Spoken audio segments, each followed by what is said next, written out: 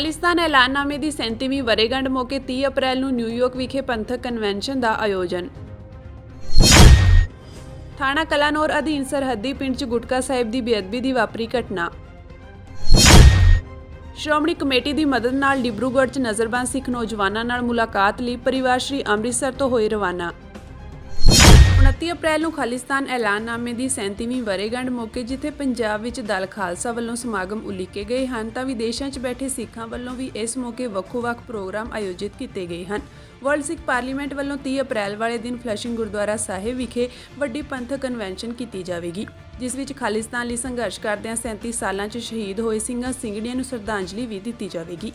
ਬਹੁਤ ਵਾਰ ਅਸੀਂ ਜਦੋਂ ਭਾਰਤ ਦੇ ਨਕਸ਼ੇ 'ਚ ਕੈਦ ਅੱਡ-ਅੱਡ ਕੌਮੀਅਤਾਂ ਦੀ ਗੱਲ ਕਰਦੇ ਹਾਂ ਤੇ ਉਸ ਦੇ ਵਿੱਚ ਜ਼ਾਹਰ ਹੈ ਜਦੋਂ ਕੌਮੀਅਤ ਦਾ ਮਸਲਾ ਆਉਂਦਾ ਹੈ ਫਿਰ ਪੰਜਾਬ ਦੇ ਵਿੱਚ ਸਿੱਖ ਖਾਲਿਸਤਾਨ ਦੀ ਮੰਗ ਕਰਦੇ ਨੇ, ਜਿਹੜਾ ਉਹਨਾਂ ਦਾ ਜਮਾਂਦਰੂ ਹੱਕ ਹੈ।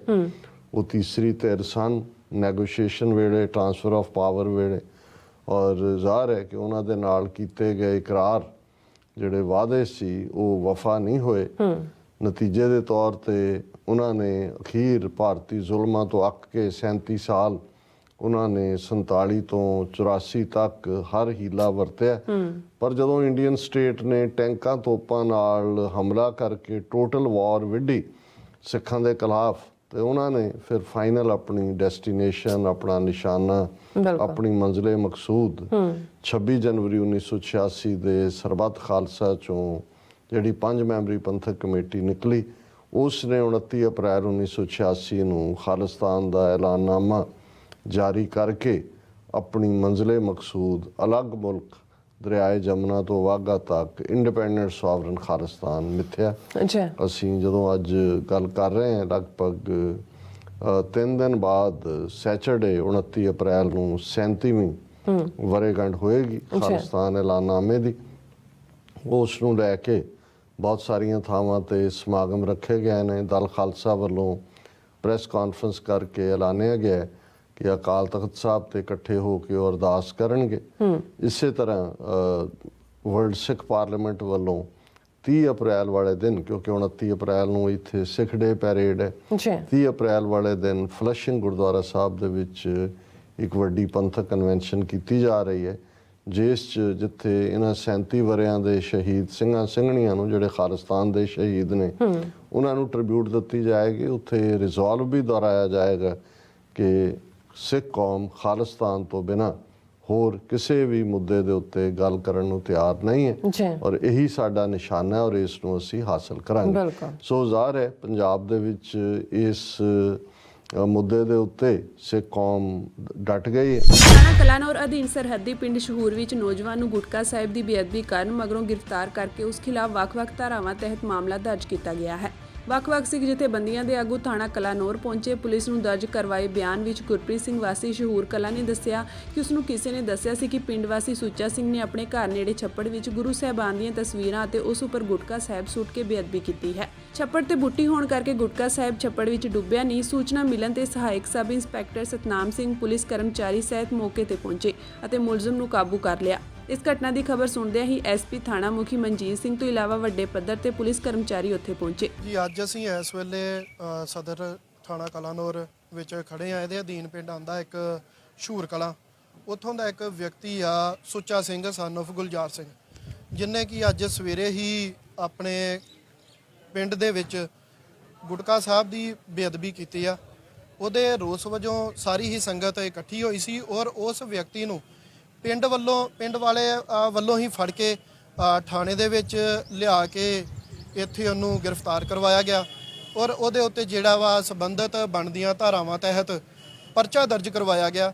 ਤੇ ਉਸ ਸੰਬੰਧ ਦੇ ਵਿੱਚ ਅੱਜ ਅਸੀਂ ਵੀ ਇੱਥੇ ਪਹੁੰਚੇ ਸੀ ਤਾਂ ਕਿ ਜੋ ਇਦਾਂ ਦੇ ਸ਼ਰਾਰਤੀ ਅਨਸਰ ਆ ਜਿਹੜੇ ਸਮਾਜ ਦੇ ਵਿੱਚ ਅਕਸਰ ਹੀ ਇਦਾਂ ਦੀਆਂ ਘਟਨਾਵਾਂ ਨੂੰ ਅੰਜਾਮ ਦਿੰਦੇ ਨੇ ਔਰ ਜਿਹੜਾ ਸਾਡੇ ਵਿੱਚ ਭੜਕਾਹਟ ਪੈਦਾ ਕਰਦੇ ਆ ਔਰ ਇਸ ਘਟਨਾ ਦੇ ਨਾਲ ਕਹਿ ਸਕਦਾ ਹੈ ਕਿ ਸੰਗਤਾਂ ਦੀ ਜੋ ਵੀ ਆ ਧਾਰਮਿਕ ਭਾਵਨਾਵਾਂ ਉਹਨੂੰ ਠੇਸ ਪਹੁੰਚੀ ਆ ਤੇ ਇਸ ਦੇ ਵਿਰੁੱਧ ਕਾਰਵਾਈ ਕਰਾਉਣ ਵਾਸਤੇ ਅੱਜ ਅਸੀਂ ਇੱਥੇ ਪਹੁੰਚੇ ਸੀ। ਅਰਲੀ ਮਾਰਨਿੰਗ ਸਾਨੂੰ ਹਜ਼ੂਰ ਪਿੰਡ ਤੋਂ ਫੋਨ ਆਇਆ, ਇਹ ਥਾਣਾ ਕਲਾਨੌਰ ਦੇ ਵਿੱਚ ਪੈਂਦਾ, SHO ਨੂੰ ਫੋਨ ਆਇਆ ਵੀ ਪਿੰਡ ਦੇ ਹੀ ਇੱਕ ਬੰਦੇ ਨੇ ਜਿਹੜੀ ਬੇਅਦਬੀ ਕੀਤੀ ਆ ਗੁਰੂ ਸਾਹਿਬ ਦੀ। ਉਹ ਘਰੋਂ ਗੁਟਕਾ ਸਾਹਿਬ ਤੇ ਫੋਟੋਆਂ ਦੀ ਬੇਅਦਬੀ ਕੀਤੀ ਸੀ। ਅਸੀਂ ਇਮੀਡੀਏਟਲੀ ਪੁਲਿਸ ਨੇ ਉੱਥੇ ਕਾਰਵਾਈ ਕਰਦਿਆਂ ਹੋਇਆਂ ਉਹਨੂੰ ਅਰੈਸਟ ਕਰ ਲਿਆ ਤੇ ਜਿਹੜੀਆਂ ਸਿੱਖ ਸੰਗਤਾਂ ਸਾਰੀਆਂ ਵਿਦਵਾਨ ਸਾਰੇ ਇਕੱਠੇ ਹੋ ਕੇ ਜਥੇਬੰਦੀਆਂ ਜੋ ਉਹਨਾਂ ਦੇ ਮੁਤਾਬਕ ਉਹਨਾਂ ਦੀ ਸਲਾਹ ਦੇ ਨਾਲ ਅਸੀਂ ਉਹ ਸਾਰੀ ਕਾਰਵਾਈ ਕਰ ਦਿੱਤੀ ਹੈ। ਇਹਦੇ ਤੇ ਪਰਚਾ ਕੇਸ ਰਜਿਸਟਰਡ ਕਰ ਦਿੱਤਾ ਸਰ।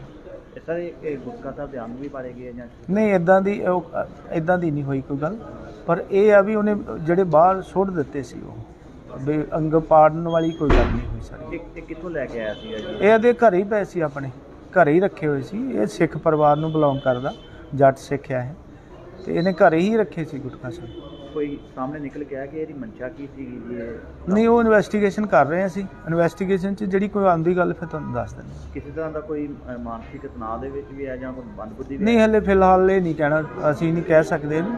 ਉਹ ਮੈਡੀਕਲ ਕਰਾਉਣੇ ਅਸੀਂ, ਡਾਕਟਰ ਸਾਹਿਬ ਦੱਸੂਗੇ ਵੀ ਜੇ ਮਾਨਸਿਕ ਰੋਗੀ ਆ ਤੇ ਉਹ ਡਾਕਟਰ ਸਾਹਿਬ ਹੀ ਦੱਸ ਸਕਦੇ, ਅਸੀਂ ਨਹੀਂ ਦੱਸ ਸਕਦੇ ਇਹਦੇ ਵਿੱਚ। ਸਾਡੀ ਇਨਵੈਸਟੀਗੇਸ਼ਨ 'ਚ ਅਸੀਂ ਫਿਲਹਾਲ ਕੇਸ ਰਜਿਸਟਰ ਕਰਤਾ ਪਿੰਡ ਦੇ ਸਟੇਟਮੈਂਟ ਤੇ ਇਹਦੀ ਅਰੈਸਟ ਪਾ ਦਿੱਤੀ ਅਸੀਂ। ਸਿੰਘ ਜਥੇਬੰਦੀਆਂ ਜਿਹੜੀਆਂ ਉਹ ਇਕੱਠੀਆਂ ਹੋਈਆਂ? ਹਾਂ ਸਿੱਖ ਸਾਰੀਆਂ ਜਥੇਬੰਦੀਆਂ ਆਈਆਂ, ਉਹਨਾਂ ਦੀ ਸਲਾਹ ਦੇ ਨਾਲ ਹੀ ਅਸੀਂ ਕਾਰਵਾਈ ਕਰਤੀ, ਸਾਰੇ ਸੰਤੁਸ਼ਟ ਆ। ਬੀਤੇ ਦਿਨਾਂ ਅੰਦਰ ਪੰਜਾਬ ਤੋਂ ਗ੍ਰਿਫਤਾਰ ਕਰਕੇ ਅਸਾਮ ਦੇ ਡਿਬਰੂਗੜ੍ਹ ਦੀ ਕੇਂਦਰੀ ਜੇਲ੍ਹ 'ਚ ਨਜ਼ਰਬੰਦ ਕੀਤੇ ਗਏ ਨੌਜਵਾਨਾਂ ਨਾਲ ਉਹਨਾਂ ਦੇ ਪਰਿਵਾਰਕ ਮੈਂਬਰਾਂ ਦੀ ਸ਼੍ਰੋਮਣੀ ਗੁਰਦੁਆਰਾ ਪ੍ਰਬੰਧਕ ਕਮੇਟੀ ਵੱਲੋਂ ਅੱਜ ਮੁਲਾਕਾਤ ਕਰਵਾਈ ਜਾਵੇਗੀ।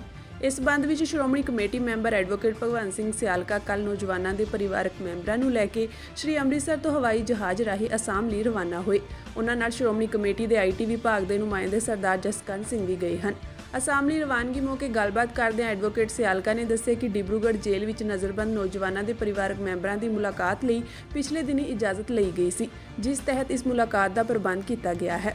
ਉਹਨਾਂ ਦੱਸਿਆ ਕਿ ਹਵਾਈ ਰਸਤੇ ਅੱਜ ਸ਼੍ਰੀ ਅੰਮ੍ਰਿਤਸਰ ਤੋਂ ਰਵਾਨਗੀ ਮਗਰੋਂ ਦਿੱਲੀ ਤੋਂ ਸਵੇਰੇ ਅਸਾਮ ਲਈ ਉਡਾਨ ਲਈ ਜਾਵੇਗੀ। ਇੱਕ ਸਿੱਖ ਕੌਮ ਨੂੰ ਨਿਸ਼ਾਨੇ ਤੇ ਲੈ ਕੇ ਆਪਣੇ ਵੋਟਾਂ ਦੀ ਰਾਜਨੀਤੀ ਦੇ ਕਰਕੇ ਉਹਨਾਂ ਨੇ ਜਿਹੜਾ ਇਹ ਇੱਕ ਅਜਿਹਾ ਜਿਹਨੂੰ ਕਹਿ ਲਈਏ ਛੜਯੰਤਰ ਜਿਹੜਾ ਉਹ ਰਚਿਆ, ਇੱਕ ਸਾਜ਼ਿਸ਼ ਰਚੀ ਵੀ ਉਹਦੇ ਵਿੱਚ ਭਾਈ ਅਮਰਤਪਾਲ ਸਿੰਘ ਹੋਣਾ ਤੇ ਉਹਨਾਂ ਦੇ ਸਾਥੀਆਂ ਨੂੰ ਜਿਹੜਾ ਸੀ ਉਹਨਾਂ ਨੇ ਮੀਡੀਆ ਰਾਹੀਂ, ਨੈਸ਼ਨਲ ਮੀਡੀਆ ਰਾਹੀਂ ਜਿਹੜਾ ਸੀ ਉਹ ਇਸ ਤਰ੍ਹਾਂ ਦਾ ਮਾਹੌਲ ਬਣਾਇਆ ਕਿ ਇਹਨਾਂ ਤੋਂ ਬਹੁਤ ਵੱਡਾ ਖਤਰਾ ਪੈਦਾ ਹੋ ਗਿਆ ਤੇ ਉਹਨਾਂ ਨੂੰ ਜਿਹੜਾ ਉਹਨਾਂ ਦੇ ਖਿਲਾਫ ਦੋਸ਼ ਲਾਏ, ਉਹਨਾਂ ਦੇ ਦੋਸ਼ਾਂ ਦੇ ਆਧਾਰ 'ਤੇ ਵੀ ਕੋਈ ਗੱਲ ਉਹਨਾਂ ਦੇ ਖਿਲਾਫ ਬਣਦੀ ਨਹੀਂ। ਪਰ ਫਿਰ ਵੀ ਸਰਕਾਰ ਨੇ ਇੱਥੋਂ 2700 ਕਿਲੋਮੀਟਰ ਦੂਰ ਉਹਨਾਂ ਨੂੰ ਡਿਬਰੂਗੜ੍ਹ ਵਿਖੇ ਜਿਹੜਾ ਉਹ ਜਾ ਕੇ ਨਜ਼ਰਬੰਦ ਕਰ ਦਿੱਤਾ NSA ਲਗਾ ਕੇ, ਜਦੋਂ NSA ਦੀ ਗਰਾਊਂਡ ਕੋਈ ਨਹੀਂ ਬਣਦੀ। ਉਹਦੇ ਸੰਬੰਧ ਵਿੱਚ ਜਥੇਦਾਰ ਸ੍ਰੀ ਅਕਾਲ ਤਖਤ ਸਾਹਿਬ ਵੱਲੋਂ ਜਿਹੜੀ ਆ ਉਸ ਦਿਨ ਸੱਦੀ ਮੀਟਿੰਗ ਦੇ ਵਿੱਚ ਇੱਕ ਜ਼ਿੰਮੇਵਾਰੀ ਲਾਈ ਗਈ ਸੀ ਸ਼੍ਰੋਮਣੀ ਗੁਰਦੁਆਰਾ ਪ੍ਰਬੰਧਕ ਕਮੇਟੀ ਦੀ, ਸਰ ਰਜਿੰਦਰ ਸਿੰਘ ਧਾਮੀ ਉਹਨਾਂ ਵੱਲੋਂ ਸਾਡੀ ਜ਼ਿੰਮੇਵਾਰੀ ਲੱਗੀ ਤੇ ਉਹਦੇ ਤੋਂ ਬਾਅਦ ਜਦੋਂ ਅਸੀਂ ਜਾ ਕੇ ਮਿਲ ਕੇ ਆਏ ਤੇ ਅਸੀਂ ਦੇਖਿਆ ਵੀ ਆਪਾਂ ਉੱਥੇ ਇਹ ਪਰਿਵਾਰਾਂ ਦੀ ਪਹੁੰਚ ਐਡੀ ਸੌਖੀ ਨਹੀਂ ਹੋ ਸਕਦੀ, ਉਹਦੇ ਲਈ ਪ੍ਰਬੰਧ ਕਰਨਾ ਬੜਾ ਜ਼ਰੂਰੀ ਸੀ। ਉਸ ਸੰਬੰਧ ਵਿੱਚ ਪਹਿਲਾਂ ਡਿਸਟ੍ਰਿਕਟ ਮੈਜਿਸਟਰੇਟ ਸ੍ਰੀ ਅੰਮ੍ਰਿਤਸਰ ਸਾਹਿਬ ਉਹਨਾਂ ਕੋਲੋਂ ਜਿਹੜਾ ਅਸੀਂ ਇਹਨਾਂ ਪਰਿਵਾਰਾਂ ਦੀ ਮੁਲਾਕਾਤ ਦਾ ਜਿਹੜਾ ਉਹ ਪ੍ਰਬੰਧ ਕਰਵਾਇਆ ਤੇ ਅੱਜ ਇਹਨਾਂ ਪਰਿਵਾਰਾਂ ਨੂੰ ਨਾਲ ਲੈ ਕੇ ਤੇ ਬਾਈ 에ਅਰ, ਕਿਉਂਕਿ ਇੰਨਾ ਲੰਮਾ ਸਫ਼ਰ ਕੀਤਾ ਨਹੀਂ ਜਾ ਸਕਦਾ ਜਾਂ ਟ੍ਰੇਨ ਰਾਹੀਂ ਹੋ ਸਕਦਾ, ਪਰ ਕਿਉਂਕਿ ਇਹਨਾਂ ਨੂੰ ਛੇਤੀ ਮਿਲਣਾ ਜ਼ਰੂਰੀ ਸੀ, ਲੰਮੇ ਸਮੇਂ ਤੋਂ ਉੱਥੋਂ ਨਜ਼ਰਬੰਦ ਨੇ, ਇਸ ਕਰਕੇ ਸਾਰੇ ਪਰਿਵਾਰਾਂ ਦਾ ਇੱਕ ਮੈਂਬਰ ਜਿਹੜਾ ਜੀ ਉਹਨਾਂ ਨੂੰ ਅਸੀਂ ਸ਼੍ਰੋਮਣੀ ਗੁਰਦੁਆਰਾ ਪ੍ਰਬੰਧਕ ਕਮੇਟੀ ਵੱਲੋਂ ਹਵਾਈ ਜਹਾਜ਼ ਦਾ ਪ੍ਰਬੰਧ ਕਰਕੇ ਟਿਕਟਾਂ ਦਾ ਤੇ ਅੱਜ ਨਾਲ ਲੈ ਕੇ ਜਾ ਰਹੇ ਹਾਂ। ਜਿਹੜਾ ਕੱਲ੍ਹ ਉੱਥੇ ਡਿਬਰੂਗੜ੍ਹ ਵਿਖੇ ਪਹੁੰਚਾਂਗੇ ਤੇ ਪਰਸੋਂ ਦੀ ਵਾਪਸੀ ਹੈ। ਕੱਲ੍ਹ ਮੁਲਾਕਾਤ ਕਰਕੇ ਫਿਰ ਜਿਹੜਾ ਉੱਥੋਂ ਦੇ ਹਾਲਾਤ ਹੋਣਗੇ ਤੁਹਾਡੇ ਨਾਲ ਸਾਂਝੇ ਕਰਾਂਗੇ ਜੀ। ਹੁਣ ਇੱਥੋਂ ਅਸੀਂ ਜਿਹੜਾ ਉਹ 9 ਵਜੇ ਦੀ ਫਲਾਈਟ ਆ ਜਾ ਰਹੇ ਹਾਂ ਜੀ। ਗੁਰੂ ਰਾਮਦਾਸ ਜੀ ਸਾਰਿਆਂ ਪਰਿਵਾਰਾਂ ਦੇ ਸਿਰ ਤੇ ਮਿਹਰ ਭਰਿਆ ਹੱਥ ਰੱਖਣ, ਉੱਥੇ ਜਿਹੜੇ ਨਜ਼ਰਬੰਦ ਨੇ ਉਹਨਾਂ ਦੇ ਸਿਰ ਤੇ ਮਿਹਰ ਭਰਿਆ ਹੱਥ ਰੱਖਣ। ਸਮੁੱਚੇ ਜਿਹੜਾ ਮਾਨਵਤਾ ਦੀ ਭਲਾਈ ਲਈ ਸਰਬੱਤ ਦੇ ਭਲੇ ਦੀ ਅਰਦਾਸ ਕਰਦੇ ਹੋਏ ਹੁਣ ਇੱਥੋਂ ਰਵਾਨਗੀ ਪਾਉਣ ਲੱਗਿਆਂ ਜੀ। ਵਾਹਿਗੁਰੂ ਜੀ ਕਾ ਖਾਲਸਾ, ਵਾਹਿਗੁਰੂ ਜੀ ਕੀ ਫਤਿਹ। ਪੰਜਾਬ ਦੇ ਸਾਬਕਾ ਮੁੱਖ ਮੰਤਰੀ ਮਰਹੂਮ ਪ੍ਰਕਾਸ਼ ਸਿੰਘ ਬਾਦਲ ਦਾ ਅੰਤਿਮ ਸੰਸਕਾਰ ਬਾਦਲ ਪਿੰਡ ਵਿੱਚ ਉਹਨਾਂ ਵੱਲੋਂ 25 ਸਾਲ ਪਹਿਲਾਂ ਹੱਥੀਂ ਲਗਵਾਏ ਗਏ ਬਾਗ ਵਿੱਚ ਕੀਤਾ ਗਿਆ ਹੈ। ਬਾਦਲ ਦੀ ਚਿਖਾ ਨੂੰ ਅਗਨੀ ਉਹਨਾਂ ਦੇ ਪੁੱਤਰ ਸੁਖਬੀਰ ਸਿੰਘ ਬਾਦਲ ਤੇ ਪੋਤਰੇ ਅਨੰਤਬੀਰ ਸਿੰਘ ਨੇ ਦਿਖਾਈ। ਮਾਹੌਲ ਉਸ ਵੇਲੇ ਭਾਵੁਕ ਹੋ ਗਿਆ ਜਦੋਂ ਅਗਨੀ ਦੇਣ ਤੋਂ ਪਹਿਲਾਂ ਸੁਖਬੀਰ ਸਿੰਘ ਬਾਦਲ ਆਪਣੇ ਪਿਤਾ ਨੂੰ ਅੰਤਿਮ ਵਿਦਾਇਗੀ ਦੇਣ ਵੇਲੇ ਫੁੱਟ-ਫੁੱਟ ਕੇ ਰੋਣ ਲੱਗੇ। ਸੰਸਕਾਰ ਵਾਸਤੇ ਕਰੀਬ 2 ਏਕੜ ਬਾਗ ਨੂੰ ਵਾਹ ਦਿੱਤਾ ਗਿਆ, ਜਦਕਿ ਪਾਰਕਿੰਗ ਲਈ ਆਸ-ਪਾਸ ਦੇ ਖੇਤਾਂ ਵਿੱਚ ਪ੍ਰਬੰਧ ਕੀਤੇ ਗਏ ਸਨ। ਇਹ ਥਾਂ ਲੰਮੀ ਤੋਂ ਬਾਦਲ ਪਿੰਡ ਆਉਣ ਸਮੇਂ ਸਰਕਾਰੀ ਹਸਪਤਾਲ ਦੇ ਨੇੜੇ ਮੁੱਖ ਸੜਕ ਉੱਤੇ ਪੈਂਦੀ ਹੈ। ਇਸੇ ਜਗ੍ਹਾ ਤੇ ਉਹਨਾਂ ਦੀ ਯਾਦਗਾਰੀ ਵੀ ਬਣਾਈ ਜਾਵੇਗੀ। ਅੱਜ ਸਵੇਰੇ ਉਹਨਾਂ ਦੀ ਰਿਹਾਇਸ਼ ਵਿਖੇ ਦੇ ਦਰਸ਼ਨਾਂ ਲਈ ਵੱਡੀ ਗਿਣਤੀ ਵਿੱਚ ਲੋਕ ਪਹੁੰਚੇ। ਇਸ ਮੌਕੇ ਸਿਆਸੀ ਹਸਤੀਆਂ ਵੀ ਉਹਨਾਂ ਦੀ ਰਿਹਾਇਸ਼ ਵਿੱਚ ਪਹੁੰਚੀਆਂ। ਐਨਸੀਪੀ ਦੇ ਪ੍ਰਧਾਨ ਸ਼ਰਦ ਪਵਾਰ ਬਾਦਲ ਨੂੰ ਸ਼ਰਧਾਂਜਲੀ ਦੇਣ ਲਈ ਉਹਨਾਂ ਦੇ ਪਿੰਡ ਬਾਦਲ ਪਹੁੰਚੇ। ਪੰਜਾਬ ਦੇ ਮੁੱਖ ਮੰਤਰੀ ਭਗਵੰਤ ਸਿੰਘ ਮਾਨ ਤੇ ਰਾਜਪਾਲ ਬਨਵਾਰੀ ਲਾਲ ਪੁਰੋਹਿਤ ਸਣੇ ਹੋਰ ਕਈ ਪਾਰਟੀਆਂ ਦੇ ਵੱਡੇ ਆਗੂ ਵੀ ਵਿਛੜੇ ਆਗੂ ਨੂੰ ਅੰਤਮ ਵਿਦਾਇਗੀ ਦੇਣ ਪਹੁੰਚੇ। ਸ਼੍ਰੋਮਣੀ ਗੁਰਦੁਆਰਾ ਪ੍ਰਬੰਧਕ ਕਮੇਟੀ ਵੱਲੋਂ ਬੰਦੀ ਸਿੰਘਾਂ ਦੀ ਰਿਹਾਈ ਸੰਬੰਧੀ ਚਲਾਈ ਦਸਤਖਤੀ ਮੁਹਿੰਮ ਤਹਿਤ ਲੋਕਾਂ ਵੱਲੋਂ ਭਰੇ ਗਏ ਪਰਫੋਰਮੇ ਪੰਜਾਬ ਦੇ ਰਾਜਪਾਲ ਨੂੰ ਸੌਂਪਣ ਦਾ ਪ੍ਰੋਗਰਾਮ ਫਿਲਹਾਲ ਮੁਲਤਵੀ ਕਰ ਦਿੱਤਾ ਗਿਆ ਹੈ। ਸ਼੍ਰੋਮਣੀ ਕਮੇਟੀ ਵੱਲੋਂ ਬੰਦੀ ਸਿੰਘਾਂ ਦੀ ਰਿਹਾਈ ਲਈ ਭਰੇ ਗਏ 25 ਲੱਖ ਤੋਂ ਵੱਧ ਪਰਫੋਰਮੇ ਅੱਜ ਭਾਵ 27 ਅਪ੍ਰੈਲ ਨੂੰ ਪੰਜਾਬ ਦੇ ਰਾਜਪਾਲ ਨੂੰ ਸੌਂਪੇ ਜਾਣੇ ਸਨ, ਪਰ ਸ਼੍ਰੋਮਣੀ ਅਕਾਲੀ ਦਲ ਦੇ ਸਰਪ੍ਰਸਤ ਸਰਦਾਰ ਪ੍ਰਕਾਸ਼ ਸਿੰਘ ਬਾਦਲ ਦੇ ਅਕਾਲ ਚਲਾਣੇ ਕਾਰਨ ਇਸ ਨੂੰ ਅੱਗੇ ਪਾ ਦਿੱਤਾ ਗਿਆ ਹੈ। ਸ਼੍ਰੋਮਣੀ ਕਮੇਟੀ ਦੇ ਪ੍ਰਧਾਨ ਦੇ OSD ਸਤਬੀਰ ਸਿੰਘ ਧਾਮੀ ਨੇ ਦੱਸਿਆ ਕਿ ਪੰਜਾਬ ਦੇ ਰਾਜਪਾਲ ਪਾਸੋਂ ਮਿਲੇ ਸਮੇਂ ਅਨੁਸਾਰ 27 ਅਪ੍ਰੈਲ ਨੂੰ ਬੰਦੀ ਸਿੰਘਾਂ ਦੀ ਰਿਹਾਈ ਦੀ ਮੰਗ ਕਰਦੇ ਪਰਫੋਰਮੇ ਸੌਂਪਣ ਦੀਆਂ ਤਿਆਰੀਆਂ ਮੁਕੰਮਲ ਸਨ, ਪਰ ਸਰਦਾਰ ਪ੍ਰਕਾਸ਼ ਸਿੰਘ ਬਾਦਲ ਦੇ ਅਕਾਲ ਚਲਾਣੇ ਕਰਕੇ ਹੁਣ ਇਹ ਕਾਰਜ ਦੁਬਾਰਾ ਸਮਾਂ ਮਿਲਣ ਤੇ ਕੀਤਾ ਜਾਵੇਗਾ। ਉਨ੍ਹਾਂ ਦੱਸਿਆ ਕਿ ਸ਼੍ਰੋਮਣੀ ਕਮੇਟੀ ਦੇ ਪ੍ਰਧਾਨ ਐਡਵੋਕੇਟ ਹਰਜਿੰਦਰ ਸਿੰਘ ਧਾਮੀ ਦੇ ਨਿਰਦੇਸ਼ ਅਨੁਸਾਰ ਇਸ ਸਬੰਧ ਵਿੱਚ ਪੰਜਾਬ ਦੇ ਰਾਜਪਾਲ ਨੂੰ ਸ਼੍ਰੋਮਣੀ ਕਮੇਟੀ ਵੱਲੋਂ ਅਧਿਕਾਰਤ ਤੌਰ ਤੇ ਸੂਚਨਾ ਭੇਜ ਦਿੱਤੀ ਗਈ ਹੈ। ਇਸ ਦੇ ਨਾਲ ਹੀ ਰਾਜਪਾਲ ਪਾਸੋਂ ਅਗਲੇ ਦਿਨਾਂ ਵਿੱਚ ਬਦਲਵੇਂ ਸਮੇਂ ਦੀ ਵੀ ਮੰਗ ਕੀਤੀ ਗਈ ਹੈ। ਦੱਸਦੀ ਕਿ ਦੇਸ਼ ਦੀਆਂ ਵੱਖ-ਵੱਖ ਜੇਲ੍ਹਾਂ ਵਿੱਚ ਸਜ਼ਾ ਪੂਰੀਆਂ ਕਰ ਚੁੱਕੇ ਬੰਦੀ ਸਿੰਘਾਂ ਦੀ ਰਿਹਾਈ ਲਈ ਸ਼੍ਰੋਮਣੀ ਗੁਰਦੁਆਰਾ ਪ੍ਰਬੰਧਕ ਕਮੇਟੀ ਵੱਲੋਂ ਬੰਦੀ ਸਿੰਘਾਂ ਦੀ ਰਿਹਾਈ ਲਈ ਇਹ ਦਸਤਖਤੀ ਮੁਹਿੰਮ ਸ਼ੁਰੂ ਕੀਤੀ ਗਈ ਸੀ। ਭਾਰਤ ਦੀਆਂ ਜੇਲ੍ਹਾਂ ਵਿੱਚ ਬੰਦ ਸਿੱਖ ਸਿਆਸੀ ਕੈਦੀ ਜੋ ਆਪਣੀ ਸਜ਼ਾ ਪੂਰੀ ਕਰਨ ਦੇ ਬਾਵਜੂਦ ਅਜੇ ਤੱਕ ਰਿਹਾ ਨਹੀਂ ਕੀਤੇ ਗਏ, ਉਹਨਾਂ ਦੀ ਰਿਹਾਈ ਲਈ ਮੰਗ ਸਿੱਖ ਭਾਈਚਾਰੇ ਵੱਲੋਂ ਵਾਰ-ਵਾਰ ਚੁੱਕੀ ਜਾਂਦੀ ਰਹੀ ਹੈ। ਪੰਜਾਬ ਸਰਕਾਰ ਵੱਲੋਂ ਪੰਜਾਬ ਦੇ ਵੱਖ-ਵੱਖ ਜ਼ਿਲ੍ਹਿਆਂ ਵਿੱਚ ਬਣੇ ਨਿੱਜੀ ਸੈਲੂਲੋਜ਼ ਨੂੰ ਮੰਡੀਆਂ ਐਲਾਨ ਦਿੱਤਾ ਗਿਆ ਹੈ, ਜਿਸ ਨੂੰ ਲੈ ਕੇ SKM ਗੈਰ ਰਾਜਨੀਤਿਕ ਵੱਲੋਂ ਸੰਘਰਸ਼ ਦਾ ਬਿਗੁਲ ਵਜਾ ਦਿੱਤਾ ਗਿਆ ਹੈ। SKM ਗੈਰ ਰਾਜਨੀਤਿਕ ਵੱਲੋਂ 28 ਅਪ੍ਰੈਲ ਨੂੰ ਜ਼ਿਲ੍ਹਾ ਮੰਡੀ ਅਫਸਰਾਂ ਦੇ ਘਿਰਾਓ ਦਾ ਐਲਾਨ ਕੀਤਾ ਗਿਆ ਹੈ। ਇਸੇ ਨੂੰ ਲੈ ਕੇ BKU ਸਿੱਧੂਪੁਰ ਦੇ ਪ੍ਰਧਾਨ ਜਗਜੀਤ ਸਿੰਘ ਡੱਲੇਵਾਲ ਨੇ ਅੱਜ ਫਰੀਦਕੋਟ ਵਿਖੇ ਮਜ਼ਦੂਰ ਯੂਨੀਅਨਾਂ ਅਤੇ ਟਰੱਕ ਯੂਨੀਅਨ ਦੇ ਨੁਮਾਇੰਦਿਆਂ ਨਾਲ ਮਿਲ ਕੇ ਵਿਸ਼ੇਸ਼ ਪ੍ਰੈਸ ਕਾਨਫਰੰਸ ਕੀਤੀ ਅਤੇ ਐਲਾਨ ਕੀਤਾ ਕਿ ਜੇਕਰ ਸਰਕਾਰ ਨੇ ਕਥਿਤ ਲੋਕਮਾਰੂ ਫੈਸਲਾ ਵਾਪਸ ਨਾ ਲਿਆ ਤਾਂ ਤਿੱਖਾ ਸੰਘਰਸ਼ ਵਿੱਢਿਆ ਜਾਵੇਗਾ। ਇਸ ਮੌਕੇ ਗੱਲਬਾਤ ਕਰਦਿਆਂ ਉਹਨਾਂ ਕਿਹਾ ਕਿ ਕਰੀਬ 1.5 ਸਾਲ ਤੱਕ ਜਿਸ ਮਸਲੇ ਨੂੰ ਲੈ ਕੇ ਕਿਸਾਨਾਂ ਨੇ ਦਿੱਲੀ ਵਿਖੇ ਲਗਾਤਾਰ ਧਰਨਾ ਦਿੱਤਾ, ਉਸ ਨੂੰ ਪੰਜਾਬ ਸਰਕਾਰ ਹੁਣ ਮਿੱਟੀ ਵਿੱਚ ਮਿਲਾ ਰਹੀ ਹੈ। ਉਹਨਾਂ ਕਿਹਾ ਕਿ ਕੇਂਦਰ ਸਰਕਾਰ ਦੇ ਜਿਹੜੇ ਕਾਨੂੰਨਾਂ ਖਿਲਾਫ ਅਸੀਂ ਸੰਘਰਸ਼ ਕੀਤਾ ਉਹ ਪੰਜਾਬ ਦੀਆਂ ਮੰਡੀਆਂ ਖਤਮ ਕਰਨ ਵਾਲੇ ਸਨ ਅਤੇ ਹੁਣ ਪੰਜਾਬ ਸਰਕਾਰ ਸੂਬੇ ਦੇ 8 ਸੈਲੂਲੋਜ਼ ਨੂੰ ਮੰਡੀਆਂ ਐਲਾਨ ਚੁੱਕੀ ਹੈ, ਜਿਸ ਨਾਲ ਪੰਜਾਬ ਦੀਆਂ ਮੰਡੀਆਂ ਤੇ ਬੁਰਾ ਅਸਰ ਪਵੇਗਾ ਅਤੇ ਇੱਕ ਦਿਨ ਮੰਡੀ ਸਿਸਟਮ ਖਤਮ ਹੋ ਜਾਵੇਗਾ, ਜਿਸ ਨਾਲ ਪੰਜਾਬ ਦੇ ਇਕੱਲੇ ਕਿਸਾਨ ਹੀ ਨਹੀਂ ਟਰੱਕ ਆਪਰੇਟਰ, ਮਜ਼ਦੂਰ, ਆੜ੍ਹਤੀਏ ਸਭ ਪ੍ਰਭਾਵਿਤ ਹੋਣਗੇ। ਉਹਨਾਂ ਕਿਹਾ ਕਿ SKM ਗੈਰ ਰਾਜਨੀਤਿਕ ਸਰਕਾਰ ਦੇ ਇਸ ਕਥਿਤ ਲੋਕਮਾਰੂ ਫੈਸਲੇ ਨੂੰ ਕਦੇ ਵੀ ਬਰਦਾਸ਼ਤ ਨਹੀਂ ਕਰੇਗਾ। ਉਹਨਾਂ ਕਿਹਾ ਕਿ ਇਸੇ ਲਈ SKM ਗੈਰ ਰਾਜਨੀਤਿਕ ਸਰਕਾਰ ਦੇ ਇਸ ਫੈਸਲੇ ਖਿਲਾਫ ਵੱਡਾ ਸੰਘਰਸ਼ ਵਿੱਢਣ ਜਾ ਰਿਹਾ ਹੈ, ਜਿਸ ਦਾ ਆਗਾਜ਼ ਪਹਿਲਾਂ ਖੇਤੀਬਾੜੀ ਮੰਤਰੀ ਦੇ ਘਰ ਦਾ ਘਿਰਾਓ ਕਰਕੇ ਕੀਤਾ ਜਾ ਚੁੱਕਾ ਹੈ। ਉਹਨਾਂ ਕਿਹਾ ਕਿ ਹੁਣ ਸੰਘਰਸ਼ ਨੂੰ ਤੇਜ਼ ਕਰਦੇ ਹੋਏ SKM ਗੈਰ ਰਾਜਨੀਤਿਕ ਵੱਲੋਂ ਮਜ਼ਦੂਰ ਅਤੇ ਟਰੱਕ ਯੂਨੀਅਨਾਂ ਨਾਲ ਮਿਲ ਕੇ 28 ਅਪ੍ਰੈਲ ਨੂੰ ਪੰਜਾਬ ਭਰ ਵਿੱਚ ਜ਼ਿਲ੍ਹਾ ਪੱਧਰ ਤੇ ਜ਼ਿਲ੍ਹਾ ਮੰਡੀ ਅਫਸਰਾਂ ਦੇ ਦਫ਼ਤਰਾਂ ਦਾ ਘਿਰਾਓ ਕੀਤਾ ਜਾਵੇਗਾ ਅਤੇ ਜਦੋਂ ਤੱਕ ਸਰਕਾਰ ਆਪਣਾ ਇਹ ਕਥਿਤ ਮੰਡੀ ਵਿਰੋਧੀ ਫੈਸਲਾ ਵਾਪਸ ਨਹੀਂ ਲੈਂਦੀ ਤਦ ਤੱਕ ਸੰਘਰਸ਼ ਜਾਰੀ ਰਹੇਗਾ। ਆਪਾਂ ਦੇਖਿਆ ਪਿਛਲੇ ਦਿਨਾਂ ਦੇ ਵਿੱਚ ਖਬਰਾਂ ਛਪੀਆਂ, ਚਿੱਠੀਆਂ ਆ ਗਈਆਂ, ਖਬਰਾਂ ਨਹੀਂ ਕੱਲੀਆਂ ਛਪੀਆਂ, ਚਿੱਠੀਆਂ ਆ ਚੁੱਕੀਆਂ ਨੇ। ਮੰਡੀ ਬੋਰਡ ਦੀਆਂ 8 ਸੈਲੋਜ਼ ਨੇ ਜਿਹੜੇ 8 ਸੈਲੋ ਦਾ ਵੇਰਵਾ ਹੈ, ਉਹਦੇ ਵਿੱਚ ਮੈਨੂੰ ਇਹ ਪਤਾ ਲੱਗ ਰਿਹਾ ਖੁਫੀਆ ਤੰਤਰ ਤੋਂ ਕਿ ਹੋਰ ਵੀ ਨੇ, ਇਹ ਲਗਭਗ 25-26 ਮੰਡੀਆਂ ਬਣਾਤੀਆਂ ਨੇ ਪ੍ਰਾਈਵੇਟ। ਪਰ ਇਹ ਜਿਹੜੀਆਂ ਮੰਡੀਆਂ ਬਣਾਈਆਂ ਜਾ ਰਹੀਆਂ ਨੇ ਪ੍ਰਾਈਵੇਟ, ਇਹ ਬਿਲਕੁਲ ਸਰਕਾਰ ਉਸੇ ਪੈਟਰਨ ਤੇ ਤੁਰੀ ਹੋਈ ਹੈ ਜਿਹੜੇ ਪੈਟਰਨ ਦੇ ਉੱਤੇ ਪੰਜਾਬ ਗਵਰਨਮੈਂਟ ਤੋਂ ਪਹਿਲਾਂ ਕੇਂਦਰ ਗਵਰਨਮੈਂਟ ਨੇ ਕੰਮ ਕੀਤਾ ਸੀਗਾ ਕਿ ਮੰਡੀਆਂ ਬਰਬਾਦ ਕਰਨੀਆਂ ਹੈ। ਮੰਡੀ ਦੇ ਪੈਰਲਲ ਪ੍ਰਾਈਵੇਟ ਮੰਡੀ ਲਿਆ ਕੇ ਉਹੀ ਕੰਮ ਅੱਜ ਇੱਥੇ ਕੀਤਾ ਜਾ ਰਿਹਾ।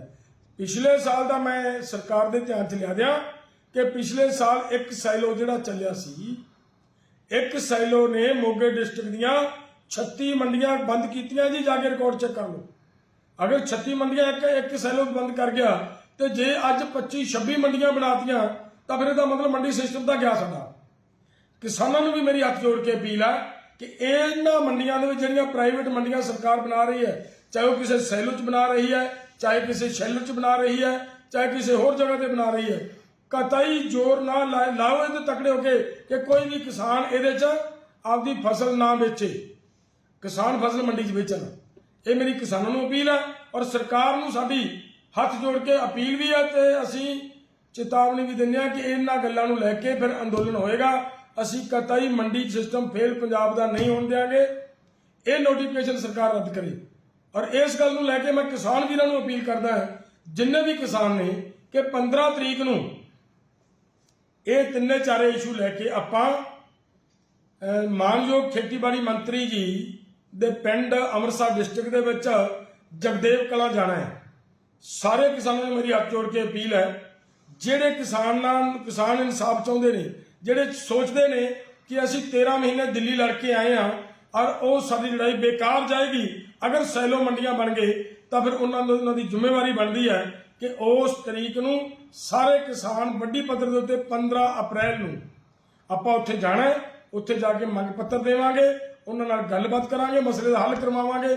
ਸੋ ਇਹ ਮੇਰੀ ਬੇਨਤੀ ਨੂੰ ਸਾਰੇ ਵੀਰ ਪ੍ਰਵਾਨ ਕਰਿਓ। ਤਾਂ ਸਰਕਾਰ ਨੂੰ ਵੀ ਮੇਰੀ ਬੇਨਤੀ ਹੈ ਕਿ ਇਹਨਾਂ ਗੱਲਾਂ ਦੇ ਉੱਤੇ ਗੌਰ ਕਰਨ ਦੀ ਲੋੜ ਹੈ। ਪੱਛਮੀ ਬੰਗਾਲ ਤੋਂ ਇੱਕ ਹੈਰਾਨ ਅਤੇ ਪਰੇਸ਼ਾਨ ਕਰਨ ਵਾਲੀ ਘਟਨਾ ਸਾਹਮਣੇ ਆਈ ਹੈ। ਦਿਨਾਜਪੁਰ ਜ਼ਿਲ੍ਹੇ ਦੇ ਕਾਲੀਆਗੰਜ ਥਾਣੇ ਵਿੱਚ ਪੁਲਿਸ ਨੂੰ ਲੋਕਾਂ ਨੇ ਬਹੁਤ ਹੀ ਬੇਰਹਿਮੀ ਨਾਲ ਕੁੱਟਿਆ, ਜਿਸ ਦਾ ਵੀਡੀਓ ਵੀ ਕਾਫੀ ਵਾਇਰਲ ਹੋ ਰਿਹਾ ਹੈ। ਭੜਕੇ ਲੋਕਾਂ ਨੇ ਪੁਲਿਸ ਥਾਣੇ ਨੂੰ ਅੱਗ ਲਾ ਦਿੱਤੀ। ਪੁਲਿਸ ਦੇ ਮੁਲਾਜ਼ਮ ਕਿਸੇ ਘਰ ਵਿੱਚ ਵੜੇ ਅਤੇ ਪਲੰਘ ਹੇਠਾਂ ਲੁਕ ਗਏ। ਉਹ ਆਪਣੀ ਜਾਨ ਬਚਾਉਣ ਲਈ ਰੋ ਰਹੇ ਸਨ, ਪਰ ਲੋਕਾਂ ਨੇ ਰਹਿਮ ਨਹੀਂ ਕੀਤਾ ਅਤੇ ਕੁੱਟ-ਕੁੱਟ ਕੇ ਬੁਰਾ ਹਾਲ ਕਰ ਦਿੱਤਾ। ਦਰਅਸਲ 21 ਅਪ੍ਰੈਲ ਨੂੰ 17 ਸਾਲ ਦੀ ਆਦੀਵਾਸੀ ਨਾਬਾਲਗ ਦੀ ਨਹਿਰ ਵਿੱਚੋਂ ਲਾਸ਼ ਮਿਲੀ। ਰਾਜਵੰਸ਼ੀ ਭਾਈਚਾਰੇ ਦਾ ਇਲਜ਼ਾਮ ਹੈ ਕਿ ਜਬਰ ਜਨਾਹ ਦੇ ਬਾਅਦ ਕਤਲ ਕਰ ਦਿੱਤਾ ਗਿਆ, ਜਦਕਿ ਪੁਲਿਸ ਦਾ ਕਹਿਣਾ ਹੈ ਕਿ ਪੋਸਟਮਾਰਟਮ ਰਿਪੋਰਟ ਵਿੱਚ ਇਸ ਦੀ ਪੁਸ਼ਟੀ ਨਹੀਂ ਹੋਈ ਹੈ। ਪੁਲਿਸ ਦੇ ਵਿਰੋਧ ਵਿੱਚ ਰਾਜਵੰਸ਼ੀ ਭਾਈਚਾਰੇ ਨੇ ਥਾਣੇ ਤੇ ਹਮਲਾ ਕਰ ਦਿੱਤਾ ਅਤੇ ਭੀੜ ਹਿੰਸਕ ਹੋ ਗਈ। ਪੁਲਿਸ ਨੂੰ ਕੁੱਟ ਕੇ ਥਾਣੇ ਵਿੱਚ ਅੱਗ ਲਾ ਦਿੱਤੀ। ਉਧਰ ਪੱਛਮੀ ਬੰਗਾਲ ਦੀ ਮੁੱਖ ਮੰਤਰੀ ਮਮਤਾ ਬੈਨਰਜੀ ਨੇ ਕਿਹਾ ਹੈ ਕਿ ਇਹ ਬੰਗਾਲ ਵਿੱਚ ਅਸ਼ਾਂਤੀ ਫੈਲਾਉਣ ਦੇ ਲਈ ਕੀਤਾ ਜਾ ਰਿਹਾ ਹੈ। ਕਾਲੀਆਗੰਜ ਥਾਣੇ ਨੂੰ ਸਾੜਨ ਦੇ ਲਈ ਬਾਹਰ ਤੋਂ ਲੋਕਾਂ ਨੂੰ ਬੁਲਾਇਆ ਗਿਆ ਸੀ। ਥਾਣੇ ਨੂੰ ਜਲਾਉਣ ਵਾਲਿਆਂ ਦੀ ਜਾਇਦਾਦ ਜ਼ਬਤ ਕੀਤੀ ਜਾਵੇਗੀ। ਮੁੱਖ ਮੰਤਰੀ ਨੇ ਕੁੜੀ ਦੀ ਮੌਤ ਅਤੇ ਥਾਣੇ ਨੂੰ ਅੱਗ ਲਾਉਣ ਦੀ ਜਾਂਚ ਦੇ ਨਿਰਦੇਸ਼ ਦਿੱਤੇ ਹਨ। ਭਾਰਤ ਦੇ ਵੱਖ-ਵੱਖ ਹਿੱਸਿਆਂ 'ਚ ਆਪਣੀ ਹੋਂਦ ਨੂੰ ਬਚਾਉਣ ਦੇ ਲਈ ਆਜ਼ਾਦੀ ਦੀ ਮੰਗ ਲੰਮੇ ਸਮੇਂ ਤੋਂ ਉੱਠਦੀ ਆ ਰਹੀ ਹੈ। ਉੱਥੇ ਹੀ ਭਾਰਤ ਸਰਕਾਰ ਵੀ ਇਹਨਾਂ ਨੂੰ ਦਬਾਉਣ ਲਈ ਲਗਾਤਾਰ ਇਹਨਾਂ ਵਿਰੁੱਧ ਆਪਰੇਸ਼ਨ ਚਲਾਉਂਦੀ ਆ ਰਹੀ ਹੈ। ਛੱਤੀਸਗੜ੍ਹ ਦੇ ਦੰਤੇਵਾੜ 'ਚ ਬੁੱਧਵਾਰ ਨੂੰ ਵਾਪਰੀ ਘਟਨਾ ਵੀ ਇਸੇ ਦਾ ਨਤੀਜਾ ਹੈ। ਦਰਅਸਲ ਦੰਤੇਵਾੜ 'ਚ ਕਬਾਇਲੀ ਲੋਕਾਂ ਵੱਲੋਂ ਹਮਲਾ ਕੀਤਾ ਗਿਆ, ਜਿਸ ਵਿੱਚ ਭਾਰਤੀ ਫੌਜ ਦੇ 10 ਜਵਾਨ ਮਾਰੇ ਗਏ। ਇੱਕ ਨਿੱਜੀ ਚੈਨਲ ਕੋਲ ਇਸ ਹਮਲੇ ਨਾਲ ਸੰਬੰਧਿਤ ਇੱਕ ਵਿਸ਼ੇਸ਼ ਵੀਡੀਓ ਹੈ, ਜਿਸ ਵਿੱਚ ਧਮਾਕੇ ਤੋਂ ਬਾਅਦ ਦੇ ਪਲਾਂ ਨੂੰ ਦਿਖਾਇਆ ਗਿਆ ਹੈ। ਇਸ ਵੀਡੀਓ ਨੂੰ ਸ਼ੂਟ ਕਰਨ ਵਾਲੇ ਜਵਾਨ ਨੇ ਇੱਕ ਨਿੱਜੀ ਚੈਨਲ ਨਾਲ ਵਿਸ਼ੇਸ਼ ਗੱਲਬਾਤ ਕੀਤੀ ਤੇ ਕਿਹਾ ਕਿ ਅਸੀਂ ਮੰਗਲਵਾਰ ਨੂੰ ਨਕਸਲ ਵਿਰੋਧੀ ਮੁਹਿੰਮ ਲਈ ਤਿਆਰ ਸਾਂ। ਬੁੱਧਵਾਰ ਦੁਪਹਿਰ ਕਰੀਬ 1:30 ਵਜੇ ਜਦੋਂ ਧਮਾਕਾ ਹੋਇਆ ਤਾਂ ਅਸੀਂ ਵਾਪਸ ਆ ਰਹੇ ਸੀ।